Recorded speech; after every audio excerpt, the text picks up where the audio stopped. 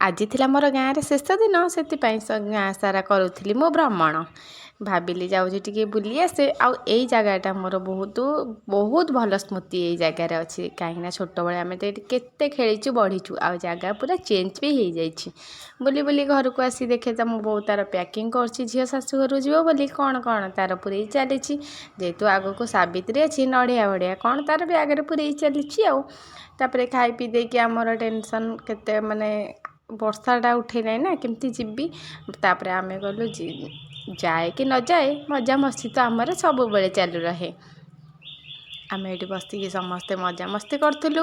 ଆଉ ପୁଚୁକି କହୁଛି ବାଇନ୍ତି ତୁ ଜମା ଯାଆନି ଆଜି। ମୁଁ କହିଲି ନାଇଁ ନା, ତୁ ଯଦି ଯିବୁ ମୁଁ ବି ତୋ ସାଙ୍ଗରେ ଯିବି। ଓହ କି ହସ।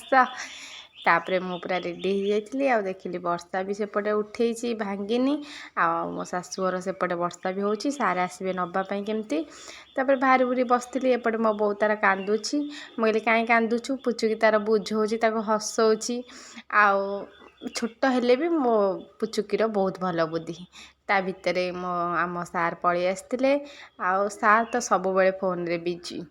ତା ଭିତରେ ବୋଉ ଆଣିକି ବାପା ଆଣିକି ଥୋଇଥିଲେ ପୋଡ଼ ଟିକେ, ତାଙ୍କୁ ଦେଇଥିଲେ। ବୋଉ ତାର ପୋଡ଼ ଦେଇଥିଲେ। ସାର୍ ଆମର ଟିକେ ପୋଡ଼ ଖାଇକି ଆମ ଗାଡ଼ି ଷ୍ଟାର୍ଟ ହେଇଯାଇଥିଲା। ସେଥିପାଇଁ ଲେଖିଦେଇଥିଲି ବାଏ ବାଏ ହୋମ୍। ତାପରେ ଆସି ଘରେ ପହଞ୍ଚି ତ ଯେହେତୁ ସାଇ ଆଗରୁ ପଳେଇ ଆସିଛି, ତାର ଦେଖିକି କି ଖୁସି। ମୁଁ ଆଗେ ଜିନିଷପତ୍ର କାଢ଼ି ବ୍ୟାଗରୁ କାଢ଼ିଦେଲି। ଆଉ ମା ପୁଅ ଢେର ସାରା ଗେଲେ ହେଲୁ। ସାଇ ମୋତେ ଗେଲେ କରିଛି, ମୁଁ ତାକୁ ଗେଲେ କରିଛି। ଆଉ ମୁଁ ତ ଦେଖିନଥିଲି ମୋ ସାଇକି, ମୋତେ ବହୁତ ଦୁଃଖ ଲାଗୁଥିଲା। ତାପରେ ଦେଖିକି ମୋ ମନ ପୁରା ଖୁସି ହେଇଗଲା। Bye bye.